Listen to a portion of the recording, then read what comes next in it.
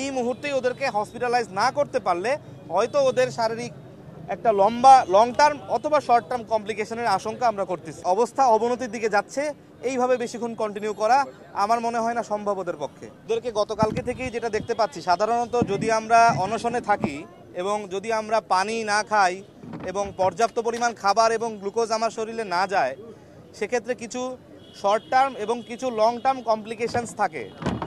তো আমি গতকালকে থেকে ওদের কয়েকজনের ভিতরে দেখতে পাচ্ছি শর্ট টার্ম কমপ্লিকেশন যেগুলো ডিহাইড্রেশনের, সেগুলো পাওয়া যাচ্ছে।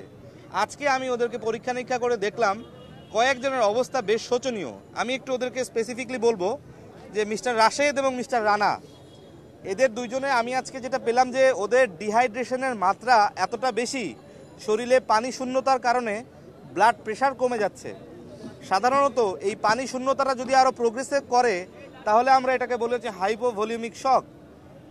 তার ব্লাড প্রেশার কমতে কমতে হয়তো ব্লাড প্রেশারটা এমন আশঙ্কাজনক মাত্রায় কমে যাবে যেখান থেকে হয়তো তার বড় বড় গুরুত্বপূর্ণ অর্গান যেমন কিডনি, ব্রেইন, লিভার এগুলো ক্ষতিগ্রস্ত হইতে পারে।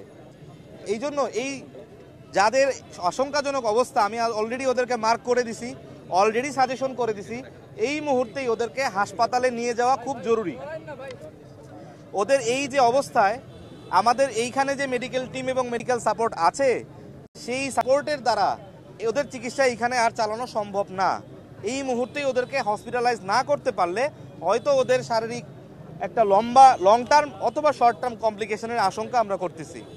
বাদবাকি যারা আছেন এরা ছাড়া এদেরও সবারই অনেক সমস্যা অলরেডি ধরা পড়তেছে।